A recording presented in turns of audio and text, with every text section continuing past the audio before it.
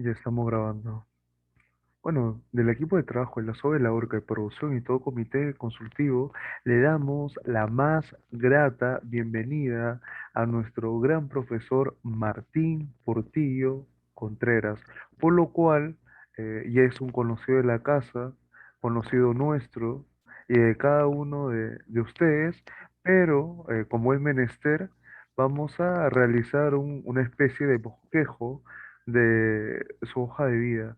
Como ustedes bien saben, el profesor Martín Portillo es presidente y fundador del CIR, Centro de Ilustración Republicana. Además de ello, funge como docente universitario, articulista, conferencista pro derechos individuales y flamante director de ideología y doctrina del Partido Libertario Peruano, proyecto pro libertad surgido desde la iconoclasia del sur nacional. No olvidemos también que nuestro gran eh, amigo, colega, maestro, don Martín Portillo dirige también el Círculo de Estudios Ludwig von Mises allá por los albores del año 2010. ¿Cómo está usted, maestro? Muchísimas gracias, mi estimado Yohei. Casi me ruborizo con lo que mencionas, pero ya que tenemos un profesor de presidente, yo creo que no está de más ahora reivindicar ese título, sobre todo para hacer la necesaria distinción entre un profesor como los que nosotros hemos conocido, y muchos nacionales deben recordar, tanto en el colegio como en las aulas universitarias, y aquellos que utilizan la denominación de profesor con intención política y tan solo para encaramarse en el poder. Es penoso y es lamentable, ¿no? Así que te agradezco que hayas mencionado que soy profesor, porque a mí siempre me ha dado mucho gusto eso, ¿no?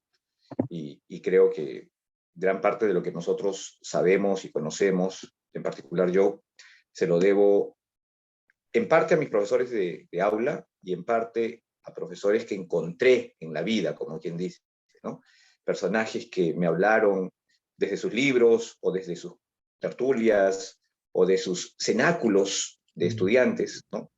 Y aquí quiero mencionar a alguien que tuvo esa labor, a quien conocí en algunas ocasiones, compartí con él, que ya nos abandonó el año pasado, en junio, don Arturo Salazar Larraín, y a su hijo, Federico Salazar, por quien siento un profundo respeto y admiración eh, por su dedicada labor docente privada, totalmente particular y yo diría patriótica, porque allá en los años en que el terrorismo, hijo de la dictadura militar de Velasco, ¿no? Recordemos que Sendero se nutre y se forma en ese asiago periodo de la dictadura socialista de los 70s, Federico, un joven que podría haberse ido a vivir al extranjero, decidió quedarse en el Perú y formar el Círculo de Estudios Fomises a pedido de algunos alumnos de la Universidad de San Marcos, ¿no? Entre ellos Polo Orán, Fabio León Leca, quienes, siendo menores que yo en edad, fueron en realidad quienes me acercaron al pensamiento de Ludwig von Mises y para mí, como bien decías, a partir del año 2010 decidí reinstalar el círculo con alumnos, sobre todo de San Marcos, yo dicto en la Universidad de San Marcos, pero con el tiempo hay alumnos de distintas universidades, así que muchísimas gracias y por permitirme también hacer esta explicación de por qué los nombres, los títulos y los afanes que nos reúnen esta noche. Y sobre todo, en lo personal, a mí me sorprende de sobremanera que en el hoy por hoy se trate de limpiar a Velasco, nuestra versión local de Hugo Chávez, pues hace un muy buen rato que la mayoría lamentablemente ha perdido esperanza en nuestro país, pero que le laven el cerebro a todos estos em, generación del Bicentenario no es para nada extraño. No, la adulteración de la verdad, la manipulación de la data es necesaria para crear una historia, ¿no? La historia, yo soy licenciado en historia, en educación, en especialidad de historia, la historia se basa en fuentes, pero el análisis de las fuentes, el comentario de estas, está a cargo de personas que en las últimas décadas han considerado que la imparcialidad no existe. Por lo tanto, es confesión de parte de ellos, ¿no? No es algo que yo comparto, no es una idea que yo asumo. Para ellos la historia es manipulable. Es decir, el relato que se hace, la interpretación que se hace, sirve a un propósito, ¿no? Eso es evidentemente una intencionalidad que está dentro del marco del socialismo marxista. Y muchos historiadores en el Perú tienen, a veces conscientemente y a veces inconscientemente, esa tendencia, ¿no? Respecto de la dictadura de Velasco, la verdad es que mucho ruido y pocas nueces. Los objetivos que ellos se plantearon, ¿no? Las promesas que se hicieron, condujeron al país a una situación calamitosa. Ya antes de que termine la dictadura militar el año 80, habiendo tan solo sido defenestrado Velasco, el desastre era evidente. Y eso lo menciona el propio Velasco en una entrevista dada a Caretas el año 1977, para quienes les encantan las fuentes, pueden revisar la revista Caretas, número 512 del 3 de febrero de 1977. Velasco, textual, dice, ahora todo es una mierda. Todo se fue al carajo. Discúlpame que lo diga así, pero No sé. los militares no son precisamente poetas.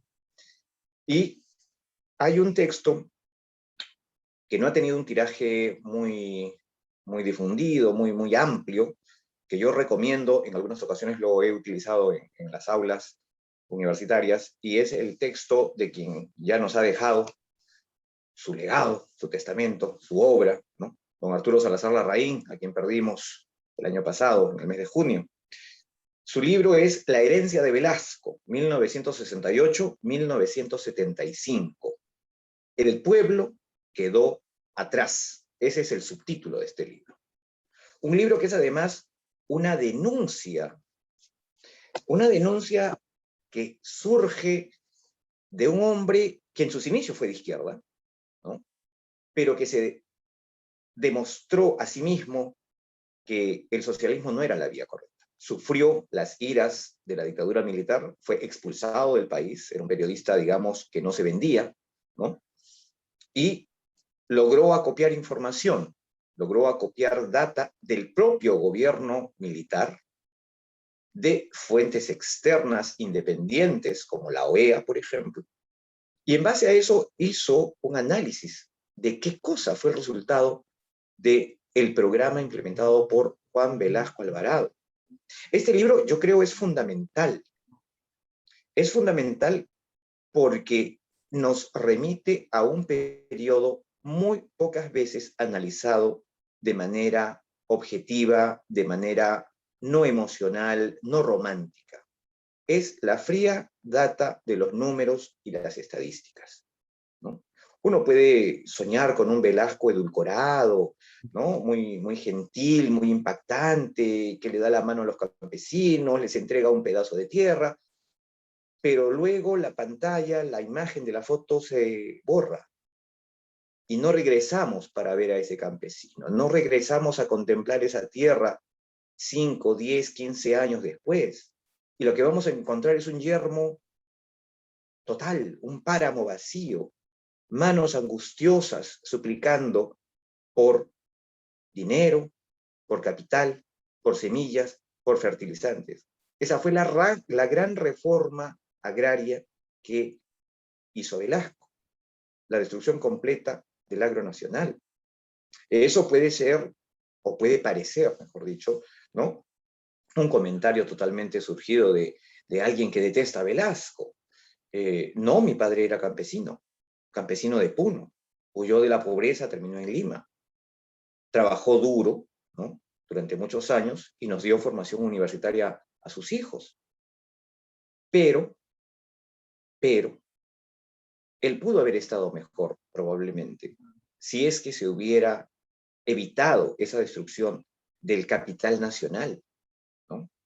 Hay otro texto interesante que hace referencia al gobierno de Velasco y es el libro de Alfonso Quirós, Historia de la corrupción en el Perú, Pero, un libro editado por el Instituto de Estudios Peruanos. Nadie va a decir que el IEP es una institución neoliberal, ¿no? O de derechas, ¿no? Eh, y en este libro se señala los íntimos nexos que tiene el general Velasco con cúpulas corruptas dentro de las Fuerzas Armadas y entre la sociedad de la época, ¿no? Empresarios advenedizos, arribistas, ¿no? Que van a facilitar la implementación de la dictadura a cambio de favores, a cambio de condonación de deudas, ¿no?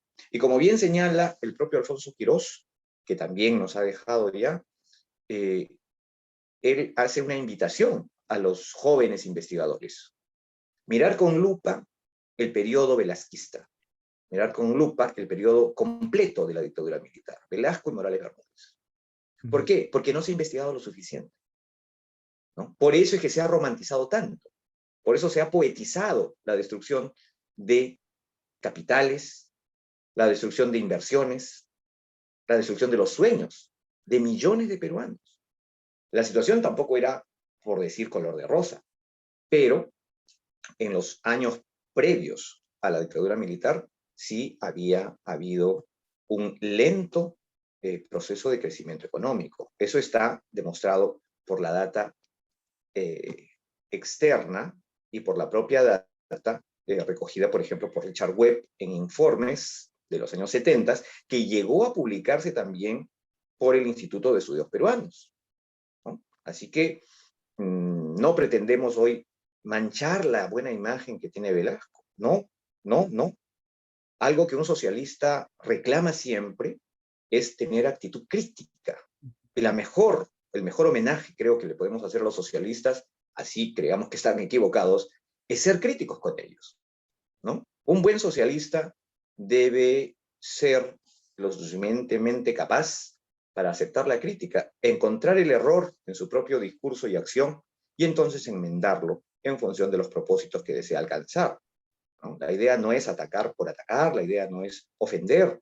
La intención, creo yo, tanto de tu programa como de esta reunión esta noche, es destacar aquellos presupuestos y ver los resultados, nos gusten o no nos gusten. sí, sobre todo que Juan Velasco Alvarado fue asesorado por la crema innata de la intelectualidad de la izquierda. O sea, la devastación que dejó en nuestro país fue, como usted bien comenta, ese conjunto de reformas comprendidas en esos años aciagos de la dictadura militar, que fue peor que la que podría haber dejado un ejército enemigo invasor. Y el problema, como usted también nos lo recalca maravillosamente, es por conocer la historia en que la izquierda la ha repletado de buenos escribas entre sociólogos y literatos expertos en contar historias y fabular la realidad. Por eso es que la izquierda goza de muy buena reputación a pesar de todo el mamarracho que ha producido en la humanidad. Y, y ahí viene también la pregunta, para no extendernos más de lo debido, porque acá es menester escucharlo usted. ¿Por qué Velasco insiste en un modelo socialista híbrido como el que podría haber en, en Yugoslavia en ese momento? Porque Yugoslavia es el modelo de ese sistema que, dicho sea el paso, fracasó. Claro, hay, por ejemplo, te voy a citar el, el documento del 3 de octubre, ¿no? El manifiesto del 3 de octubre. Textualmente dice, las Fuerzas Armadas, ¿no?, han observado, no sin preocupación patriótica, la crisis que en lo político, económico y moral ha soportado el país. Tuvo la esperanza de que la unidad de criterios y esfuerzos tendientes a conseguir dentro de los cauces democráticos el bienestar del pueblo superara tales crisis sintiéndose defraudadas en este anhelo. Esa es la motivación que las Fuerzas Armadas dan para tomar el poder y destruir la democracia. El motivo por el cual establecen, digamos, el control de la economía y tratan de que el Estado se vuelva empresario, principalmente se va a deber a que ellos señalan que el Perú posee un aparato económico desarticulado, que hay una estructura social prevaleciente rígida que no permite la movilidad social y que más bien agudiza los contrastes y la discriminación económica, que la riqueza se concentra a costa de los trabajadores en pocas manos de una élite privilegiada. Y además de esto, esta élite privilegiada, de acuerdo con el análisis de la época, ¿no? Es beneficiaria de una economía subordinada a centros foráneos de decisión. ¿Qué es lo que pretende entonces la revolución de Velasco, ¿no? Apoyada, como bien dices, por los intelectuales de izquierda de la época o los izquierdistas con estudios universitarios, diría yo? No les pondría el título de intelectuales, es demasiado para ellos. Tratar de hacer un modelo nacionalista, soberano, autónomo, autosuficiente. Para esto van a bloquear cualquier iniciativa privada, extranjera o nacional de inversión en el país y la van a supeditar a sus intereses ideológicos. Lo grave de esto, ¿no?, es que va contra el sentido común y contra la evidencia empírica de la época, ¿no? Esto se puede recoger en un informe que se llama Distribución de Ingresos en el Perú, publicado por el Instituto de Estudios Peruanos el año 1975, ¿no? A cargo estuvo Richard Webb, quien señala una cosa muy curiosa. 8 años después de la revolución en nuestro país, los índices muestran una peligrosa realidad de estancamiento y rigidez. Solo es posible observar la emergencia de nuevas fortunas, ojo con esto, como producto de la importancia social y económica del sector burocrático o del capital especulativo. ¿Dónde está entonces esa independencia de la economía nacional, esa industria nacional? Estamos hablando del sector especulativo. Estamos hablando de la burocracia, que solo se dedica eficientemente a despilfarrar los escasísimos recursos del Estado, ¿no? Y esto ya es denunciado en 1975. Es grave. Es bastante grave. Es, como tú bien dices, la prueba fehaciente de un fracaso, ¿no? La tasa de crecimiento de la economía disminuye, ¿no? Se reduce el excedente del sector urbano, ¿no?, que en las décadas previas, de cierta manera, era transferido a los sectores tradicionales de la sociedad peruana. Es decir, había lo que antiguamente, porque aquí este libro es del año 75, pero hace unos años también se habló del goteo, ¿no es cierto? O el chorreo. Bueno, eso es algo real, ¿no? La industria, la inversión, sea extranjera o nacional, privada en el Perú, al final, ¿no?, parte de su excedente se queda en el país. Genera nuevas inversiones porque hace demanda de proveedores nacionales y locales, ¿no? Y eso va creando una articulación del interior a los centros de producción ligados al comercio exterior. Todo eso se paraliza. Es más, si alguno recuerda las normas que se dieron, por ejemplo, en el sector pesquero, en el cual el Perú, antes de la intromisión de Velasco en el poder, era líder a nivel mundial, se prohíben todas las iniciativas privadas pesqueras, sean peruanas o extranjeras. Todo el sector pesquero pasa a ser propiedad del Estado. El mal manejo que se hace del sector provoca una crisis. Hay prácticamente una devastación de los cardúmenes de anchovetas al punto casi de su extinción. Felizmente las anchovetas, creo que algo de inteligencia deben de tener, se fugaron como los venezolanos, se fueron del Perú. Tuvimos una caída abismal en la producción o en la pesca, en la captura de anchoveta, ¿no? Y por lo tanto, nuestra industria de harina y aceite de pescado se fue al piso. Pero ¿qué pasó con todos esos trabajadores que ahora eran del Estado? Que además habían sido ahora nombrados. No se mm, les podía despedir. Así que por muchos años tuvimos trabajadores del sector pesca que solo se dedicaban a ir, marcar tarjeta, conversar 8 horas y luego irse a su casa. La situación fue tan penosa, ¿no? Que algunos que sean mayores que yo recordarán que una situación penosísima fue ver pelícanos en el centro de Lima peleándose en los mercados por pescado. ¿De cuándo se ha visto una masacre tal a nuestra pesca nacional, al punto que los propios pelícanos se atreven a venirse al mercado de los seres humanos? ¿No? Es una guerra de especies ya, ¿no?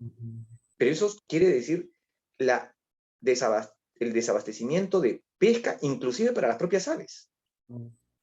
Una desestructuración total del ecosistema. ¿Quién dice eso?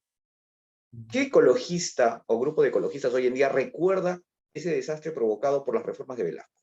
Hoy en día todos dicen, hay que usar azúcar rubia, hay que esto, hay que lo otro, pero pasan por alto esa devastación.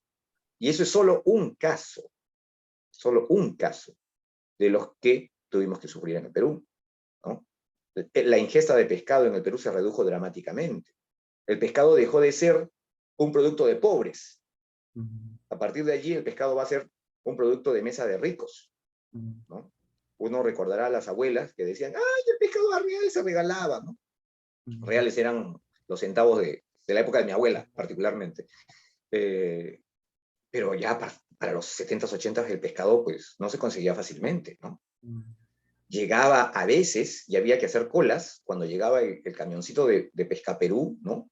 Y comenzaba a repartir y luego te decía, se acabó. Y todos los vecinos que estaban ahí haciendo cola se regresaban a su casa sin pescado, ¿no? Hoy en día, después de haber eliminado esa norma tan nefasta y haberse reabierto la inversión privada en el sector pesca, ¿no? Podemos gozar de ceviche desde 5 soles en vasito hasta un plato de ceviche por más de 100 soles, ¿no? Porque le pusieron, qué sé yo, no sé, ají sembrado en Australia o pececitos traídos de los mares de la Antártida, ¿no? Es decir, la vocación del peruano por innovar, crear y seducir el paladar, ¿no? Hace que aparezcan negocios tan diversos y distintos en base a un solo recurso, el recurso marino, ¿no? Que ahora goza de mayor libertad que en la época de la nefasta dictadura velasquista. Y sobre todo que, bueno, nosotros debemos tomar en cuenta que todo el control de los medios de producción del país lo tenía ese régimen nefasto, como consecuencias directas o inmediatas la paralización de la movilidad social. Y cómo no, puesto que el gobierno velasquista expropia absolutamente toda la prensa, los canales quedaron totalmente intervenidos, expropia por igual las grandes empresas, además de ello, y como dato también revelador, el sistema de distribución de insumos, instrumentos de trabajo, se tiene que hacer necesariamente a través del Estado.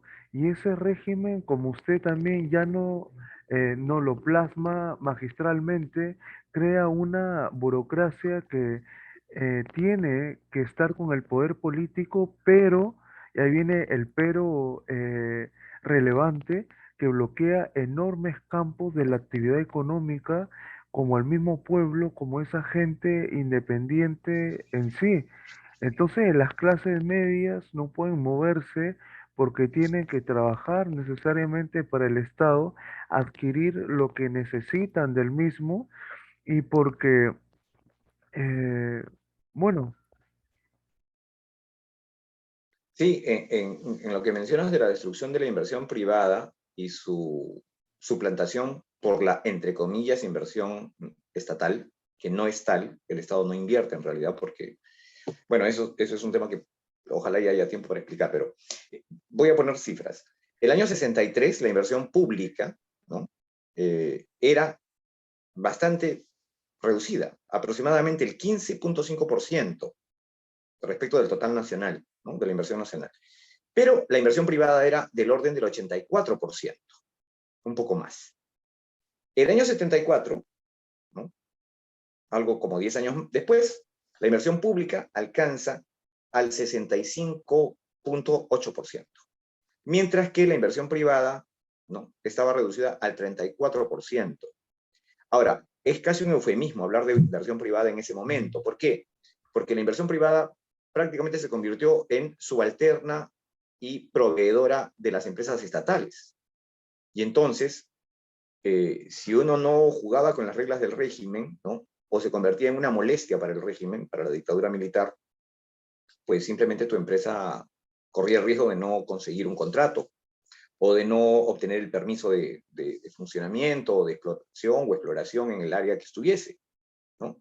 La tendencia a parametrarse con el gobierno se acentúa en ese momento. Hoy en día, muchas personas critican la actitud sumisa o la actitud casi genuflexa por reflejo, por instinto del empresariado nacional, ¿no? Pero claro, fue condicionado durante prácticamente 12 años que dura la dictadura militar. O sea, si un empresario quería, entre comillas, ser exitoso, tenía que someterse al poder político, porque si lo desafiaba, corría el riesgo no solamente de que lo expropiaran, sino de que lo expulsaran del país, le quitaran la nacionalidad, le derruyeran su casa, como fue el caso de un empresario agrícola innovador, de un gran hombre intelectual, también un economista formado en la London School of Economics, don Pedro Beltrán, que fue un acérrimo crítico del gobierno, no solamente el militar, sino de gobiernos anteriores, ¿no? Y que fue expulsado del país, fue un perseguido político. ¿Cómo se vengaron de él? Destruyendo una residencia que él había restaurado en el centro de Lima, una reliquia del periodo colonial republicano. La destruyeron por completo. Un día domingo, mientras él estaba, ¿no? Tratando de reorganizar su vida en el extranjero. Ese grado de besanía contra los opositores es típico, ¿no? De este tipo de gobiernos que lo único que esperan es la sumisión y la aceptación sin crítica alguna, ¿no? Eso es bastante peligroso. La ley de prensa que se dio, la ley de la mordaza, como se le llamó en su momento, que no solo significó perder los dueños sus medios, sea prensa, radio, televisión o medios escritos, los periódicos y revistas, sino que además se persiguió a periodistas. Cuando el contrato famosísimo de el oleoducto norperuano, que estuvo sobrevaluado, provocó una gravísima malversación de fondos del Estado y además colocó al Perú en una situación de ineficiencia económica, ¿no? Algunos periodistas valientes se atrevieron a criticar, a buscar fuentes justamente, y hallaron, por ejemplo, documentos de la Agencia de Cooperación Técnica Alemana que indicaban que ese oleoducto era totalmente inviable. ¿Por qué? Era más rentable para el Estado peruano, ¿no? Reunir todos los yacimientos petroleros de la selva y con tuberías de menor kilometraje, más cortas, reunir un punto focal en la propia Amazonía, en este caso la ciudad de Iquitos, y desde ahí en barcos trasladarlo al Océano Atlántico vía el río Amazonas. ¿Por qué al Océano Atlántico? Porque la demanda de petróleo crudo peruano, que es un petróleo además pesado, que necesita ser refinado, y no se puede refinar en el Perú, se refina a muy bajo costo en Europa o en Estados Unidos, la demanda de ese petróleo está concentrada en Europa y en la costa atlántica de Estados Unidos. Así que ese petróleo debe de ir hacia el Atlántico. ¿Pero qué hicieron los generales? Lo que hicieron fue negar ese informe, rechazarlo de plano, y atravesando los Andes, ¿no? Trasladarlo hasta el Océano Pacífico, para luego en barcos llevarlo al Canal de Panamá, luego al Caribe y después al Atlántico. Como yo siempre digo, prefirieron, en vez de tomar la sopa con cuchara, usar un tenedor con la mano izquierda, desde atrás, ¿no? Por haber denunciado eso, varios periodistas fueron expulsados del país, silenciados. Algunos abogados fueron detenidos porque interpusieron medidas cautelares. La International Petroleum Company fue premiada luego de que se hizo toda esta pantomima teatral de ingresar soldaditos rasos, ¿no?, en camiones y tomar las instalaciones de la IPC en Talara. Eso fue simplemente puro teatro, porque se le entrega lotes de exploración en la zona de frontera, cosa prohibida por las leyes de la época. Hasta el día de hoy ningún extranjero tiene derecho a iniciativa económica en 50 kilómetros de la frontera para adentro. Sin embargo, se le dio a la IPC, en compensación, no solamente eso, se le condonó deuda, se le hizo un pago en efectivo de varios cientos de millones de dólares y la compra de gasolina.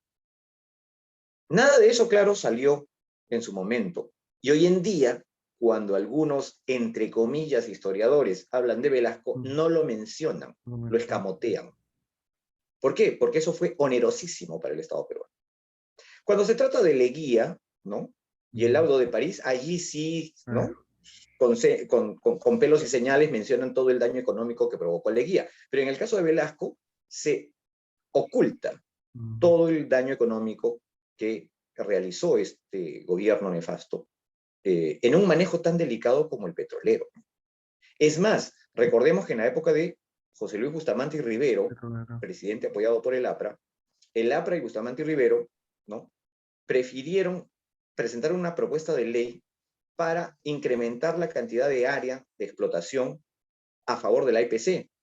Justamente don Pedro Beltrán y algunos empresarios peruanos, no se puede acusar pues al empresariado nacional de falta de patriotismo, exigían que esos lotes de petroleros, esos lotes para exploración y explotación, fuesen dados a la inversión nacional.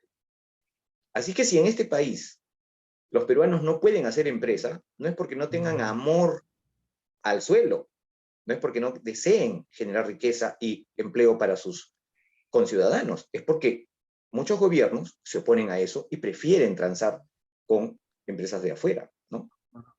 Así que en ese sentido, Velasco realmente goza de buena salud en el ideario, en el imaginario popular, debido a que la historia no está contada completamente.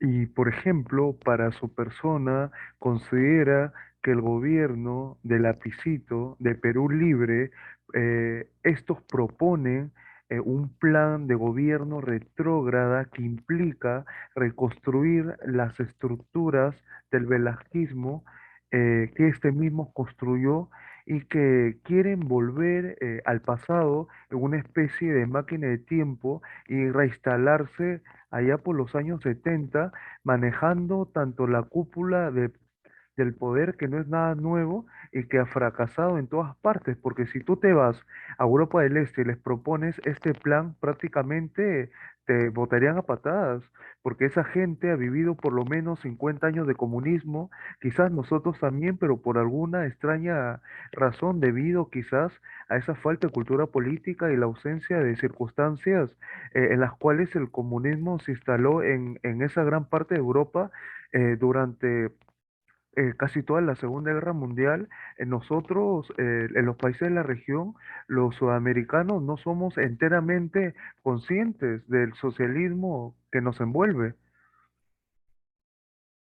Ciertamente, yo veo con mucha preocupación que no se estén preocupando las amas de casa, los padres de familia, de lo que va a suceder en los próximos años, ¿no? Actualmente el gobierno en funciones, ¿no?, está haciendo propuestas de inversión pública realmente desorbitadas, exorbitantes. Eso ya lo vimos en la década de los 70. La inversión pública, además, empuja por su escasa rentabilidad y por su enorme apetencia de capitales al endeudamiento externo. ¿Cuál es la consecuencia de la inversión pública? El endeudamiento y la inflación, porque no hay otra forma de manejar las cuentas, ¿no? Actualmente estamos, y eso ya es evidente para muchos, ¿no?, a pesar de que se quiera maquillar, en una situación de crisis económica. Y no es a raíz de la pandemia. Ya veníamos con índices de reducción de la capacidad de contratos, ¿no? Y de reducción de la inversión privada a partir del gobierno de Nadine y su esposo, ¿no? Hay ciertas malas palabras que yo no menciono. Y esta tendencia a la baja se ha agudizado de manera dramática con la dictadura de Vizcarra y con el desorden o inacción consciente de Sagasti. Este malestar es lo que ha provocado que gran parte de la ciudadanía crea que esta situación se debe a los gobiernos previos o a lo que ellos llaman el modelo económico existente o prevaleciente, ¿no? Que existe solamente en sus fantasías, porque con tanta intervención estatal realmente no somos una economía tan abierta como algunos quisieran o algunos sueñan. Pero el peligro de la inversión pública es el siguiente. La única manera en que un Estado, un gobierno puede gastar es, uno, elevando los impuestos, o sea, obligándole a la gente a pagar más por vivir, por nacer y vivir en ese país, ¿no? O, si quiere aplazar el amargo trago, ¿no? Endeudándose. Endeudándose a tasas de interés que luego a mí en mi vejez o a mis hijos y a mis nietos les va a pasar factura. En este momento puede ser que yo vea que el gobierno comienza a regalar bonos, comienza a construir instalaciones, comienza de repente a producir algunas cosas, ¿no? Lo que no estamos viendo es en qué momento se va a pagar y a qué precio se va a pagar. Eso no lo estamos viendo. Esa es la magia del endeudamiento, de los créditos extranjeros. Una forma directa es vía la recaudación, la elevación de la recaudación de impuestos, ¿no? Y otra es la devaluación de la moneda. Pasar a controlar el precio de la moneda, comenzar a regular el precio de la moneda y entonces envilecer la capacidad adquisitiva de la moneda nacional, cosa que sí está ocurriendo y ya es evidente. Pero ¿qué hemos escuchado? No, el dólar está subiendo a nivel mundial. No, esto es un fenómeno internacional. No, esto no se debe a la política interna. Claro que se debe a la política interna. De hecho que se debe a la política interna. El gobierno que está en funciones está proponiendo justamente destruir al inversionista nacional. Inversionista nacional no es el señor Berkemeyer, el señor Pardo, Mesones, no. Inversionista nacional es Juan Quispe Taulichusco, que se escapó de Huancavelica, probablemente su papá o su abuelo, allá en los 60s o 70s, y él a duras penas vendía emolientes, y ahora su hijo o nieto tiene un pequeño restaurante. Un restaurante que estuvo cerrado casi medio año, el año pasado, y que ahora tiene clientes que van, que vienen, que tienen miedo de contagiarse todavía porque no se han vacunado y entonces todavía no logra la misma capacidad o aforo, ¿no? Que tenía en el año 19. Su rentabilidad se ha disminuido. Ese señor podría crecer rápidamente si, dejando en pie algunas normas sanitarias sensatas, razonables, ¿no? Se permitiera, por ejemplo, reducir los impuestos.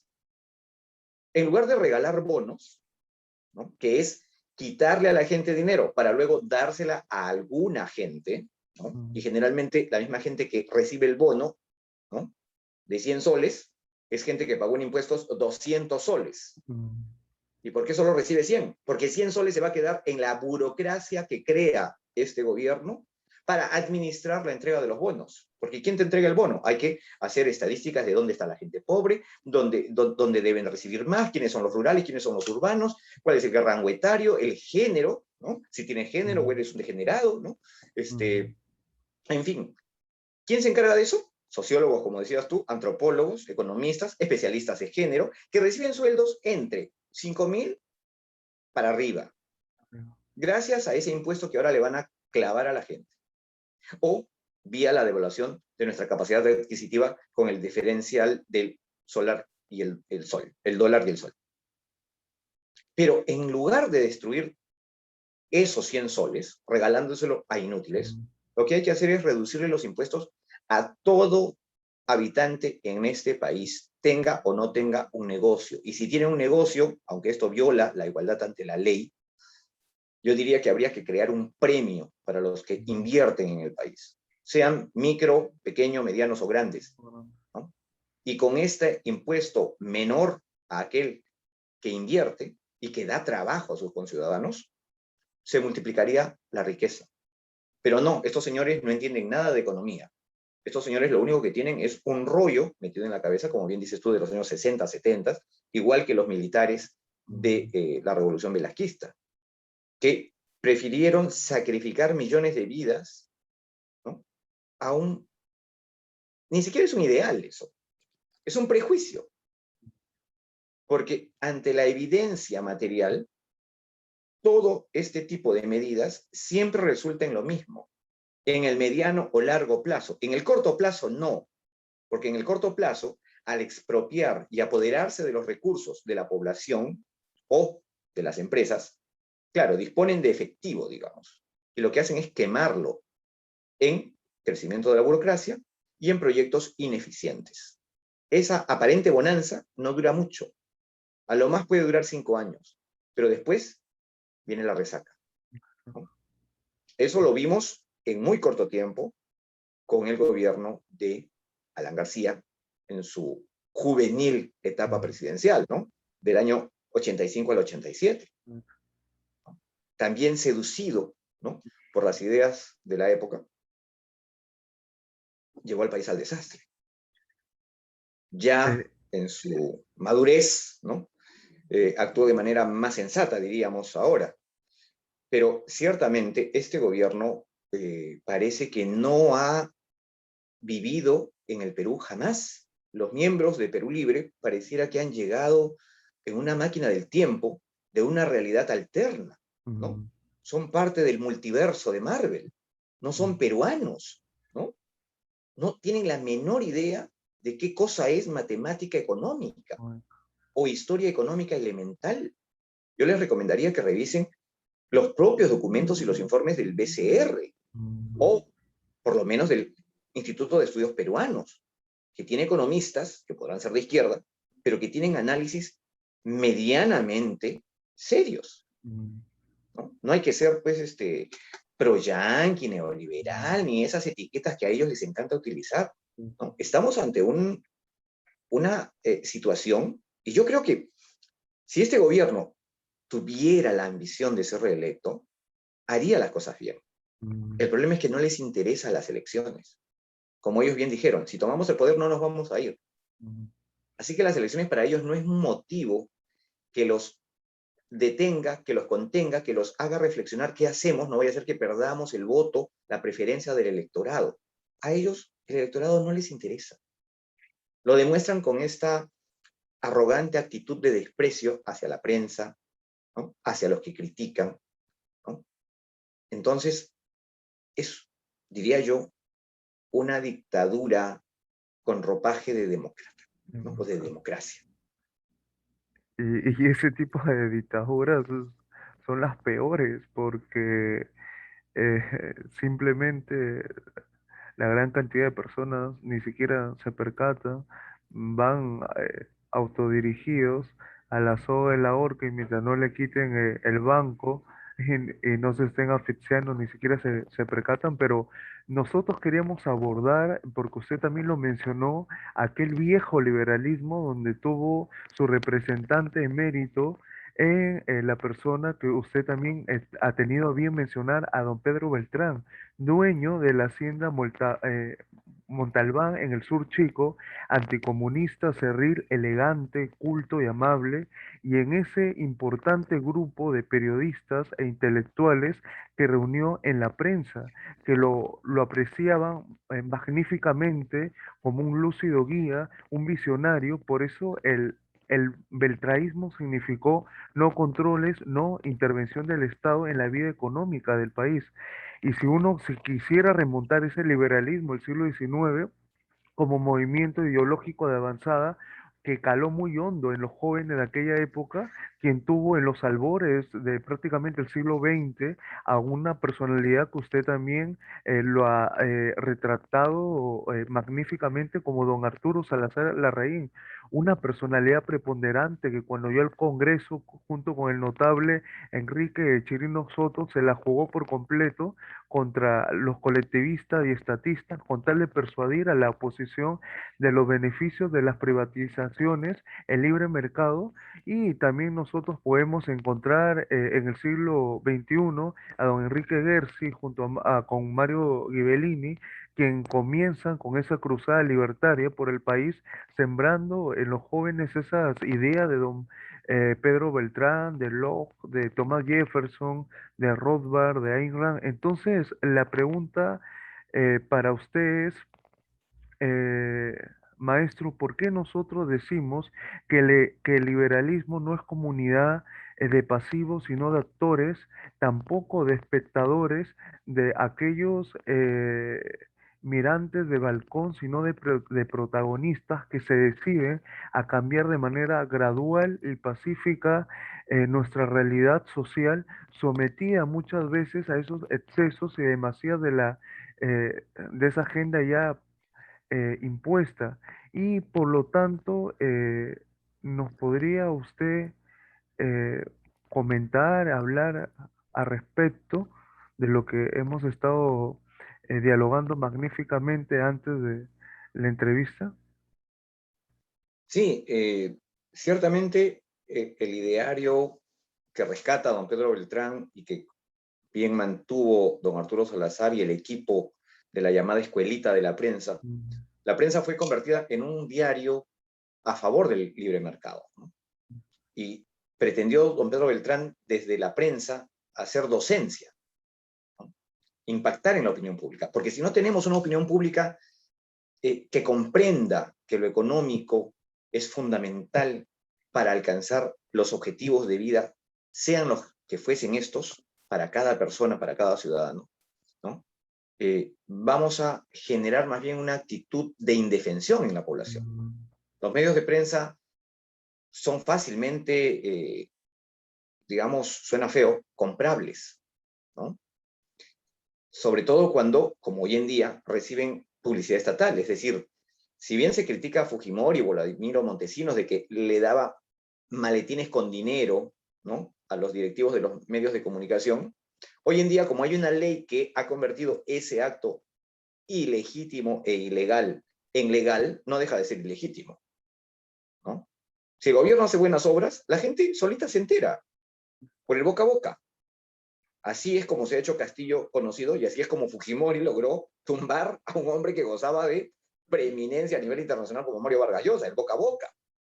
No necesitamos estar pagando, si somos funcionarios del Estado, publicidad en medios privados, ¿no? Por tus obras los conoceréis, ¿no? O seréis conocidos, decía el Cristo en el Evangelio de los cristianos. Y es cierto, es cierto. Entonces no hay que despilfarrar el dinero escaso de los impuestos en publicidad, ¿no?, para que el Estado anuncie lo que va a hacer. Para eso tiene sus propios medios de comunicación.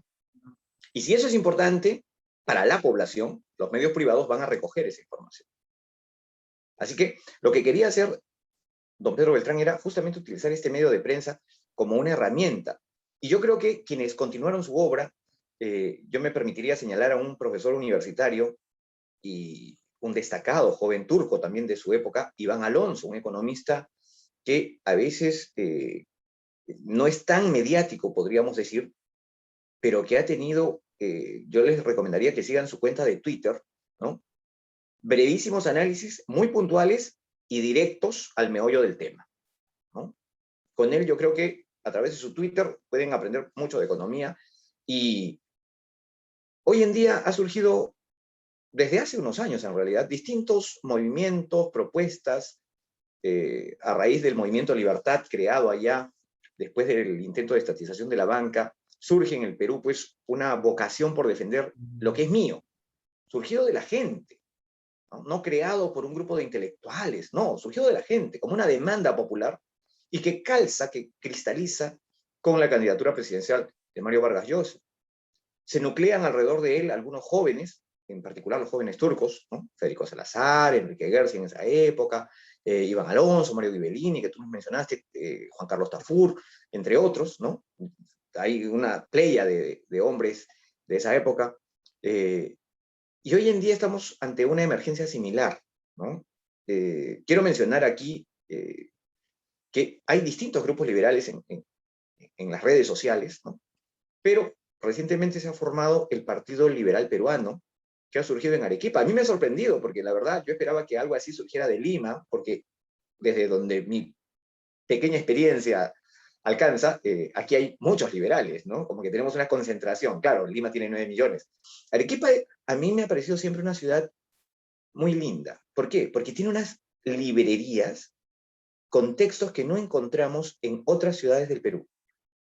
Si a alguno le gusta viajar por el Perú, le recomiendo ir a cada ciudad que visite, busque las librerías, qué libros hay. Y cuando vaya a Arequipa, vea qué más libros, autores, corrientes de pensamiento hay. Es una ciudad que tiene hambre de conocimientos. Su gente lee, porque hay autores que tú no encuentras así nomás en cualquier otro sitio, excepto Lima, ¿no? Y en ese mundo, digamos, de inquietudes, ¿no? Hace unos años surgió el Centro de Estudios Liberales, ¿no? CEL. Algunos de sus miembros hoy en día han formado el Partido Libertario Peruano, ¿no? Y la fundación no ha ocurrido más que hace 3 semanas o algo así, ¿no? Han recibido el kit electoral recién, y para mi sorpresa, totalmente mayúscula, ¿no?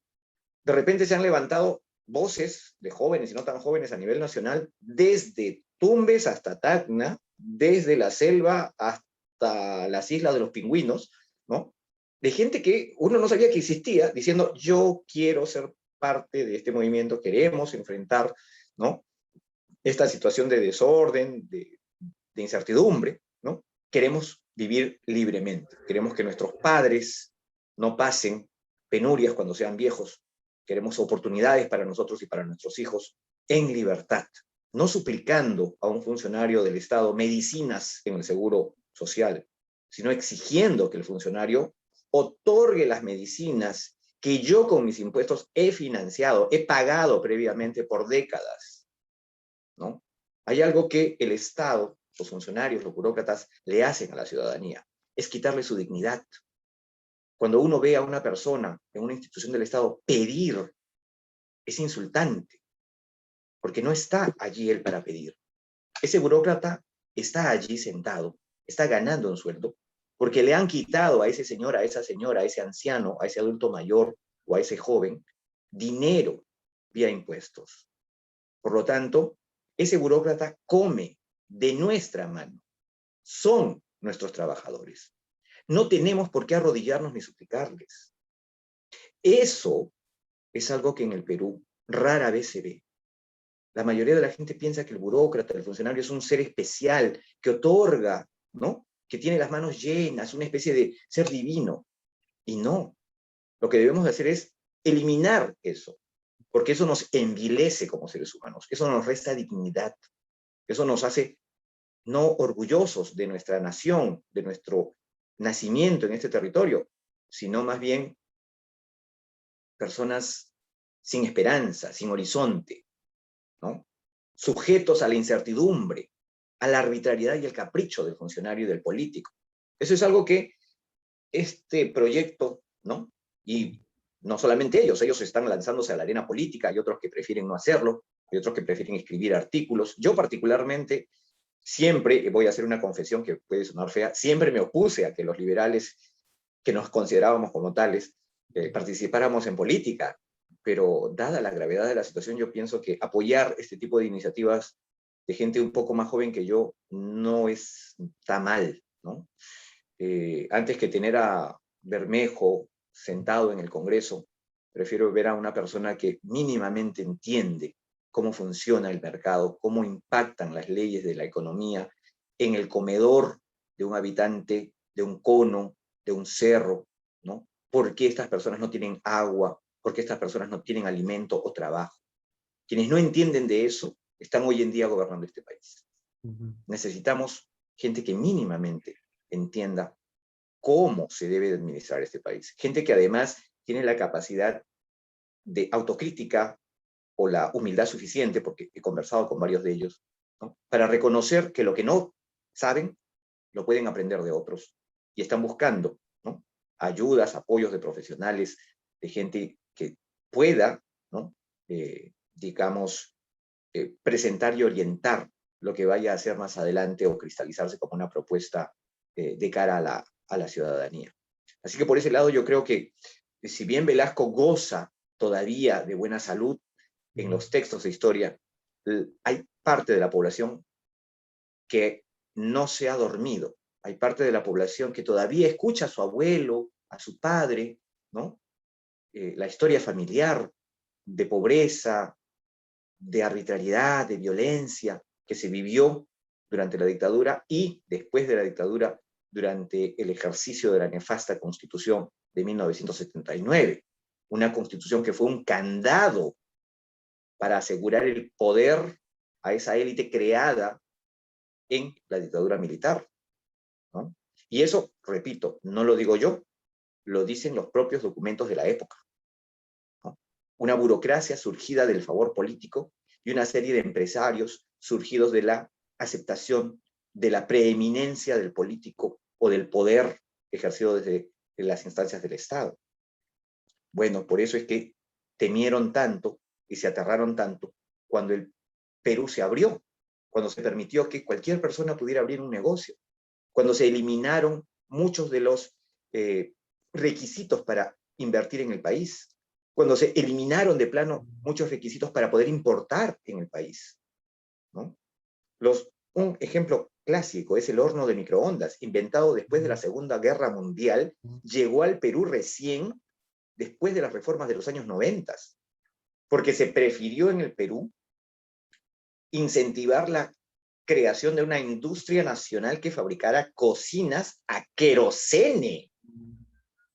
El mundo ya gozaba del microondas y los peruanos cocinábamos en primus y querosene, simplemente porque a un grupo de loquitos se le ocurrió que así debíamos de vivir nosotros, como si estuviéramos en el siglo XIX o los albores del siglo XX, ¿no? Esa es la gestión real del Estado, la destrucción de la capacidad de innovación.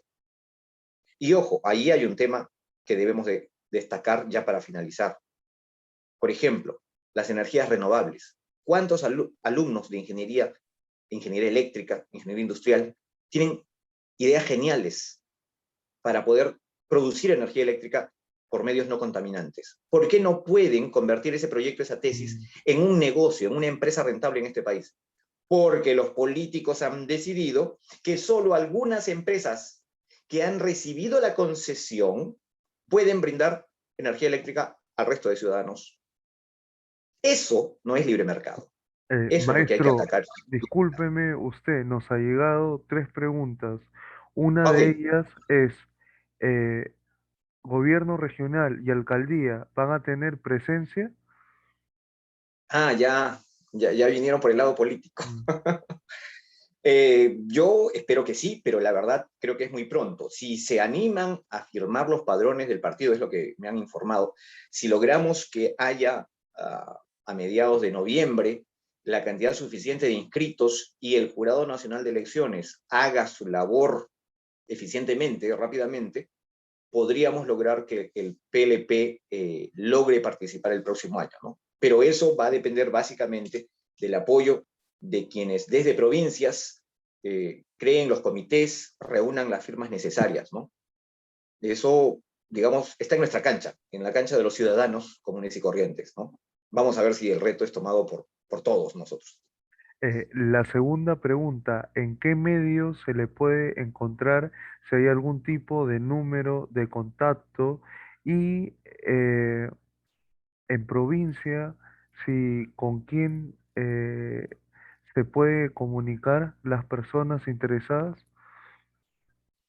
Bien, el Partido Libertario Peruano tiene un fanpage que está activo. Ya ha tenido una reunión de presentación, una sesión de prensa en Arequipa, el lugar de la fundación. Una primera expedición salió el sábado 11 a la ciudad de Puno. Este sábado 18 van a estar en la ciudad de Huancayo. las próximas semanas van a viajar hacia el norte de Lima.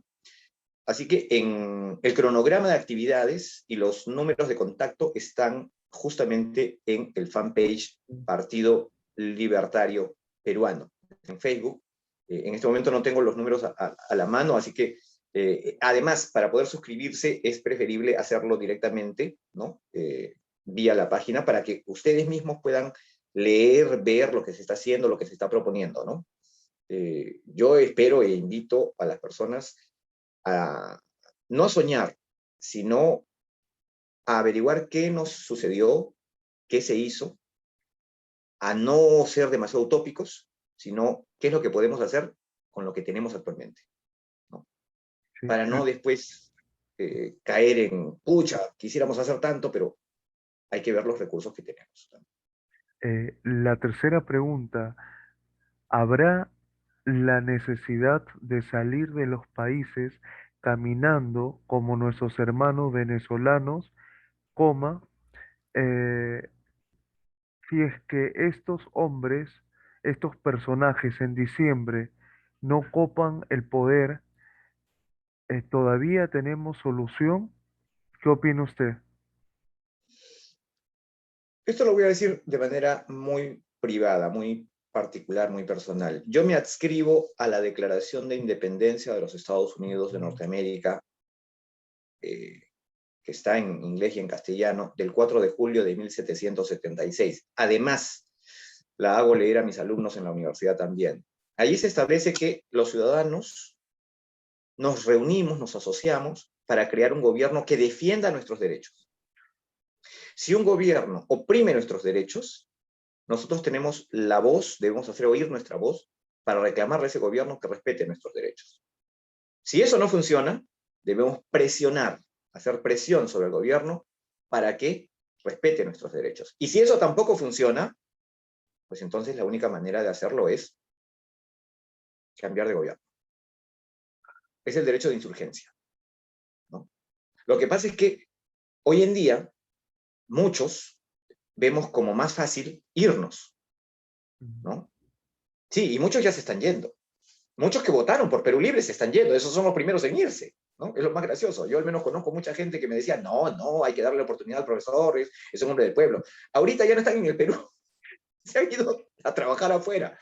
Realmente es de una hipocresía tremenda eso. Pero para quienes van a tener que quedarse aquí, para quienes tenemos que vivir acá y sostenernos aquí, yo creo que no debemos de ser pesimistas. Debemos de hacer uso de todas las herramientas que nos otorga la legitimidad. No hay que solamente mirar la legalidad, la norma escrita, sino la legitimidad. ¿Es legítimo que un funcionario me haga esto a mí? ¿Es legítimo que un político en ejercicio de sus funciones haga esto? Si no es legítimo, entonces yo debo denunciarlo. Como decía este gran patriota tacneño, ¿no? Sacerdote además, yo debo acusar, yo acuso, ¿no? Mm, Referido a la democradura, ¿no? Democracia con aires de dictadura de Gamarra y la Mariscala, ¿no?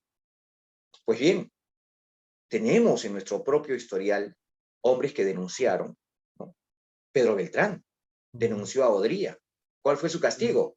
Preso en el frontón y luego expulsado del país, mm, ¿no? A pesar de que Hildebrand diga falsamente, ¿no? De que Odría fue apoyado por Beltrán, eso es falso. mm, Odría se atreve a publicar en su periódico una solicitud, un pronunciamiento con nombre, apellido y firma, pidiéndole a Odría que deje el gobierno. Bueno, ¿qué nos ha pasado? ¿Por qué nos hemos vuelto tan débiles hoy en día? ¿Por qué no hacemos cosas de esa magnitud? ¿Por qué nos acomodamos? ¿No? Si estamos viendo o pensando en salir caminando del país, quiere decir que ya hemos renunciado a defender nuestros derechos y libertades. Puede ser que algunos lo consideren más adecuado, pero yo creo que muchos, la mayoría en este país, no va a poder hacerlo. Entonces hay que rescatar nuestros derechos y libertades. Solamente así el gobierno va a ser contenido. No hay que creerse el rollo, ¿no?, de ellos que dicen que tienen el poder absoluto y van a hacer lo que quieran. mm, Quieren convencernos de eso. Y los medios de comunicación están tratando de convencernos de eso. No hay que permitírselos. No deben entrar en nuestra mente. No deben comernos el coco, dirían los de barrio. ¿No? No, hay que enfrentarlos, hay que confrontarlos. Miren, señores, ¿quieren hacer esto? No, de esa manera no se puede. ¿No? En Argentina, graciosamente, la izquierda sale a golpear ollas, ¿no? Las amas de casa salen a mm, golpear ollas. Bueno, acá deberían las amas de casa salir a golpear ollas, ¿no? Nada más en la pandemia, ¿no? La gente salía a golpear ollas y platos cuando trataron de sacar a Merino. mm, Y lo sacaron en una semana, siendo que su gobierno era totalmente legal. Su ingreso al poder fue legal. O sea, no había por qué criticarle. Sus ministros eran personas probadamente mm, con un currículum profesional que no albergaba, digamos, eh, el pasivo que tienen los que actualmente fungen de ministros. ¿Por qué no se le ha ocurrido a nadie convocar una protesta similar? Estamos siendo pasivos y es allí donde el poder va a ocupar el espacio de la ciudadanía. ¿No? y El sobre mal avanza todo, cuando el bien no lo contiene. o por ejemplo, como decía eh, mi coronel, Ejército del Perú, eh, Valer, que era comando, toca mi patria y me convierto en fiera, y si tengo que morir por verla sobre y libre, lo haré sin dudarlo. O cuando la patria está en peligro, todo está permitido, excepto no defenderla. Pero hay un dato también muy llamativo, porque yo creo que la gran mayoría va a coincidir que el único comunista ávido era Eudosio Rabines. El resto careció de talento y capacidades teóricas y prácticas eh, de manera abismal, porque estos hombres como Béjar, como la Boluarte, se van a podrir en el camino, como el pescado, que primero se descompone por la cabeza. Y al final hay que recordar que han pasado muchas aguas debajo de los puentes, y como vimos en la antigua URSS, hubo dictadura de proletariado, y dentro de la dictadura de proletariado y por encima de ellos, dictadura de partido, y dentro de la dictadura de partido, dictadura de una sola élite poderosa y excluyente, y dentro de la dictadura de la élite, dictadura de un solo hombre, en ese momento Stanley, Lenin, o como no, Cerrón. Pero al final, como usted bien menciona, eh, los mismos ayayeros de hoy serán los verdugos del día de mañana.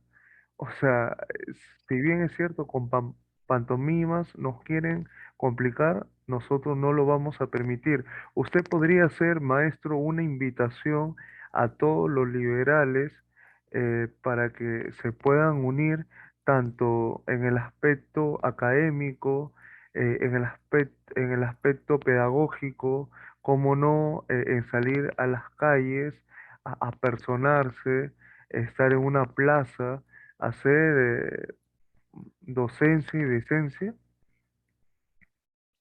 Sí, yo creo, y gracias por esto, porque ya el tiempo quedaba corto, pero gracias Mm, por permitirme esos instantes adicionales.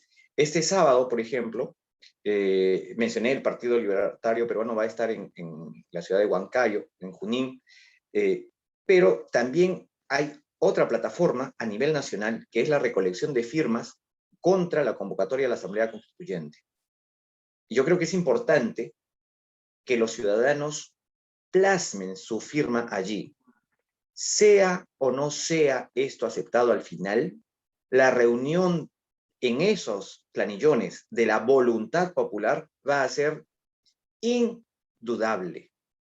Y eso nos va a ligar y a, digamos, cohesionar alrededor de una defensa muy básica, nuestra defensa de los derechos y libertades de nosotros y nuestras familias.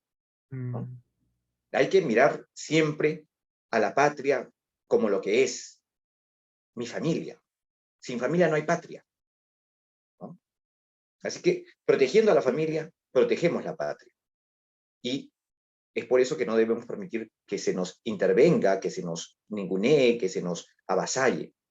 Yo creo que podemos hacer eso, podemos también compartir a través de las redes, repito, por ejemplo, los tweets de este maravilloso economista, profesor, y no lo estoy floreando, ¿eh? No lo estoy floreando porque él no me está escuchando en este momento. Después le voy a decir que dije estas cosas y seguramente me va a decir para qué hablaste así. Iván Alonso. Pero yo que no soy economista, que además tengo problemas con las matemáticas, a él le entiendo, ¿no? A pesar de que es bastante puntilloso, meticuloso, es un intelectual y un docente con mucha capacidad, ¿no? Yo creo que también debemos de compartir entre nosotros los videos del doctor Enrique Gersi, que da unas clases Ah, maravillosas de derecho, de qué cosa es la libertad eh, que cada ciudadano tiene, no que pide o solicita al Estado, al gobierno. No, no, no, somos libres, ¿no? Somos libres por nosotros y ante nosotros mismos. Yo creo que si logramos eh, asistir a una emergencia como la que hubo alrededor de la oposición a la estatización de la banca, el gobierno no va a destruir el país. El actual gobierno va a tener que seguir los cauces que le marca la opinión pública. La opinión pública es la que determina al final qué hace o qué no hace un político. Ahora estamos en un momento en el cual podemos convertirnos en la opinión pública mayoritaria debido a la situación de desconcierto que existe. mm, Como liberales podríamos, creo yo, como bien dices tú, ser docentes. Lo poco de economía que entendemos, compartirlo en casa, con los amigos, en el barrio, ¿no? En las reuniones, ¿no? No en la fiesta, porque ahí la idea es otra, pero invitarlos en la fiesta para alguna reunión donde se discutan temas de, y ahora el PBI cómo va, y ahora el dólar, ¿por qué sí, por qué no? Y entonces, convertirnos en gente educada en algo tan básico como la defensa de la canasta familiar, mm, ¿no? Compartir con nuestra madre la preocupación de, ¿me va a alcanzar el presupuesto para la semana? Compartir con el papá, el sueldo ahora se ha reducido en su capacidad adquisitiva, ¿cuánto? mm, ¿Por qué? ¿No? Esa, ese diálogo intergeneracional también es necesario. Yo creo que mucho se confió en que los profesores en los colegios iban a darle todo a los hijos. Y allí los padres hemos perdido la capacidad de ser referentes para los niños y para los jóvenes, ¿no? La experiencia acumulada de los abuelos también debe ser recogida. Yo siempre recomiendo a mis alumnos, y me voy a permitir hacerlo acá, hablar con los abuelos, grabar de ellos sus experiencias, porque es así como reconocemos nuestra propia historia, es la microhistoria que construye el relato de la gran historia. ah, Si perdemos eso, vamos a terminar creyéndole a cualquier tipo que escribe cualquier cosa, ¿no? Que nos va a decir que Velasco era una maravilla, cuando nuestro padre o nuestro abuelo sufrió, sabe Dios qué desgracias, gracias a ese supuesto gobierno maravilloso que supuestamente le dio dignidad a la ciudadanía. No le dio ninguna dignidad. La dignidad no se da, la dignidad no se otorga, no es externa al ser humano. La dignidad es una potencialidad que cada uno tiene y la desarrolla o no en función del contexto que él mismo se labra, ¿no? Como bien se dijo, tenemos los gobiernos que nos merecemos. mm, Si en este momento no despertamos, no reaccionamos, sí, nos pasará por encima la aplanadora. Pero si nos levantamos, ¿no?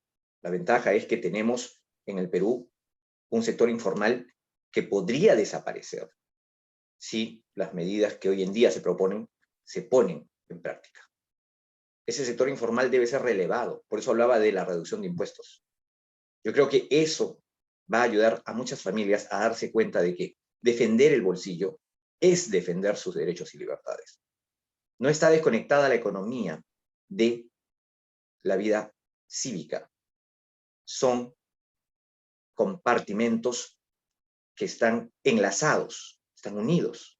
Son dos caras mm, de una moneda. La libertad política y la libertad económica no son desligables, son indesligables. ajá, Así que invito también a todos a seguir tus programas. He escuchado mm, algunos de tus videos y la verdad son muy interesantes tus preguntas, tus invitados también, algunos muy entusiastas, otros más doctorales, pero todos ellos muy ricos en sus aportes. Así que también creo yo se debe de seguir. Y bueno, tengo un gran amigo que es el que me ayudó a conocer las obras de von Mises, es Paul Orán, para quien también tengo palabras de afecto y de reconocimiento, y él dirige una publicación, República Liberal, es una especie de revista en web, así que también tienen interés en enterarse, pueden revisar República Liberal, la página donde aceptamos colaboraciones, ¿no? De distintas fuentes, siempre y cuando sean cortas y, digamos, vayan al meollo del asunto, ¿no? Para que la Al grano. gente, los textos son de comprensión general. Esa es la intención de República Liberal, es hacer docencia. Y particularmente del CIR, Centro de Ilustración Republicana, que bueno, ya no estamos en actividad, hemos pasado casi al descanso. Tenemos una serie de videos en YouTube, tenemos algunos también pequeñas citas en el Instagram del CIR, así que los invito a revisar el CIR a manera de material que puede serles útil para la labor en provincias, para la discusión, para la confrontación y la argumentación. Pero algo que recomiendo, si van a discutir con personas opuestas a la libertad, nunca se peleen con ellos.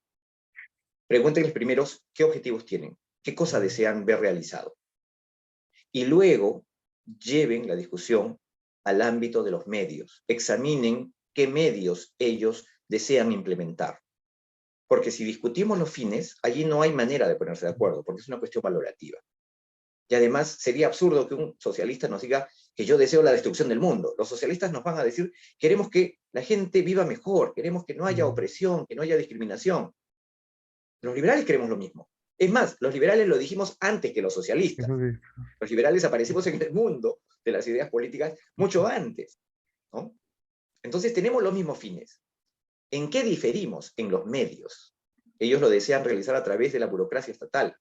Nosotros no confiamos en los burócratas del Estado, porque son personas, generalmente personas ambiciosas. Confiamos más en los ciudadanos, en las personas tal cual son. Con un poder limitado, los malos políticos y los malos funcionarios harán menos daño. Con un gran poder político, los malos funcionarios y los malos políticos harán el mayor daño posible. Mientras eso no esté claro entre las personas, entre la ciudadanía, vamos a esperar mágicamente que los funcionarios resuelvan nuestros problemas, ¿no? Yo creo que por allí podemos rescatar eso, ¿no? Compartir con los socialistas los objetivos, los fines, pero hacerles notar que si son sinceros y honestos, deben de evaluar los medios que están usando o proponiendo. De repente no van a lograr lo que quieren, sino todo lo contrario. Y si son honestos, no les va a importar eso. Van a dar marcha atrás y van a decir, tiene usted razón, camarada opositor o compañero opositor. Vamos a usar otra técnica, otra herramienta, otro medio. Porque para ellos lo más importante, supuestamente, es el bienestar de la población. Entonces hay que supeditarnos y hay que actuar de buena fe, ¿no? Hay que confiar que nuestros codialogantes buscan la verdad y buscan el bienestar de la población.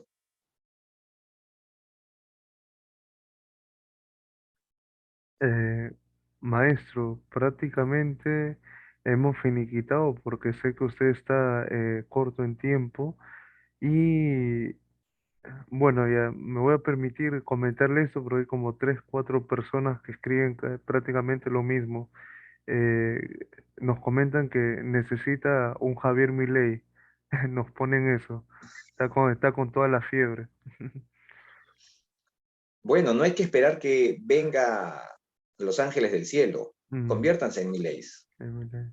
¿no? Un liberal tiende a considerar que el emprendimiento es algo importante. Y un emprendedor no espera que alguien emprenda algo, Mm, él lo hace. No debemos ser personas pasivas. Si creemos que el estilo de Milei es el adecuado, no debemos esperar que surja un Milei o mm. invitar a Milei a que venga acá. Todo el mundo ha visto sus videos. Entonces, tomen eso de referencia, si es que lo toman de modelo. Yo creo que mi consejo es más que nada ese, no esperar, hay que hacer. Hay que hacer y hay que evaluar el resultado de lo que hacemos para poder perfeccionar y mejorar en el camino. Así que te agradezco la invitación, te agradezco el tiempo que me has brindado y también la participación de quienes nos han escuchado o visto. Y sí, como bien dices, sí, estamos ya contra las cuerdas del tiempo. Muchísimas Del, gracias, mi estimado Yohei. del equipo de trabajo de la SOBE La Orca, de toda producción y comité ejecutivo, le damos las gracias por esa gran apertura, ese cariño. Y bueno, ya que han hecho mención a mi ley, hay que decir una frase del Viva la libertad, carajo. Nos estamos viendo, maestro. A que Viva la tanto libertad. Viva la libertad. Con su permiso y hasta muy pronto. Estamos en contacto, maestro. Muchísimas gracias.